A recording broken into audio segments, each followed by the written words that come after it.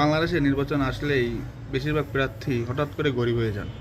সারা বছর কোটিপতি জীবন, কিন্তু নির্বাচনের হলফনামায় ঢুকলেই ব্যাংকে আছে মাত্র 5,000 টাকা, আর আছে সাথে পুরানো ফোন, পুরানো মোবাইল ফোন। আর কিন্তু একটা জিনিস তাদের সাথে থাকে, সেটা হচ্ছে তাদের এই দু চোখে শুধু জনগণের সেবা করার ইচ্ছা, স্বপ্ন। বাহ!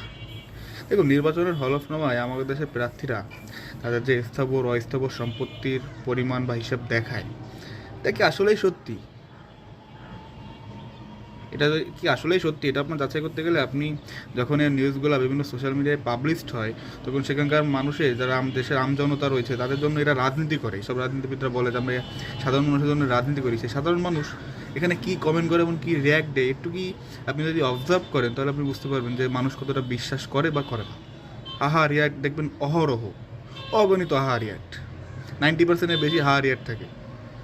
আর কমেন্টে তো দেখবেনই, কেউ বলতেছে ভাই আপনার কিছু নাই, কেউ বলতেছে ভাই আপনার যে সম্পত্তি আছে তার দাম মাত্র 6 লক্ষ টাকা, আমি 10 লক্ষ টাকা দিচ্ছি, আমার কাছে বিক্রি করে দিন। আবার কেউ বলতেছে যে এখন দাম 6 লক্ষ টাকা, কিন্তু নির্বাচনে জেতার পর তার এই সম্পত্তি দেখায় সে ব্যাংকে থেকে 200-300 কোটি টাকা লোন আনবে। মানে বুঝতে পারছেন মানুষের কি? আমার কাছে মানুষ কিন্তু বোকা না।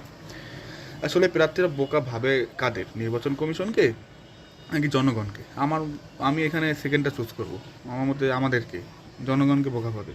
কারণ দেখুন, নির্বাচন কমিশন, আমি এটা জানি না যে তারা আদৌ এটা বিশ্বাস করে কি করে না, আই ডোন্ট নো। আমি এগিয়ে নিয়ে কোনো মতামত করবো না, কিন্তু আমরা সাধারণ মানুষকে তারা বোকা ভাবে। তারা ভাবে যে এটা দিলেই হচ্ছে। আর এই যে নির্বাচনী হলফনামায় তাদের যে স্থাবর সম্পত্তির যে উল্লেখ, এটা কিন্তু একটি গণতান্ত্রিক দলিল। আপনি সেখানেই কিন্তু প্রথমেই মিথ্যা দিয়ে শুরু করতেছেন, তাহলে আপনি এরপর আর কী সেবা করবেন আর কতটুকু কী করবেন এটা বলা বাহুল্য।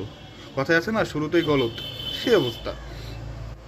এছাড়া একজন প্রার্থী সারা বছর সে আমাদের দেশের যে অভিজাত এরিয়া, সেখানে তার বাসভবন, বাড়ি দেখলে আপনার চোখ কপালে উঠে যায়।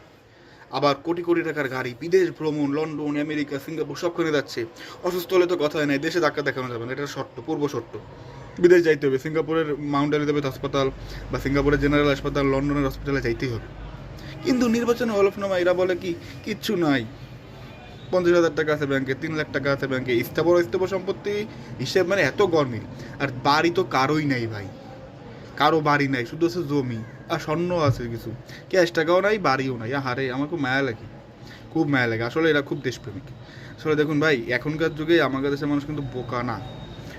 একটু ফাস্ট হন, রাজনীতিটা একটু ফাস্ট হন, আপনারা একটু ক্লেভার হন, ঠিক আছে? এই সেই 90 দশকের রাজনীতি না যে বুঝালেন আর বুঝলাম। আপনাকে মানুষ কি বলে একটু সোশ্যাল মিডিয়া দেখেন। অবশ্য আপনাদের লজ্জা শরম নাই, বেহায়েরাই মূলত এই দেশে ম্যাক্সিমাম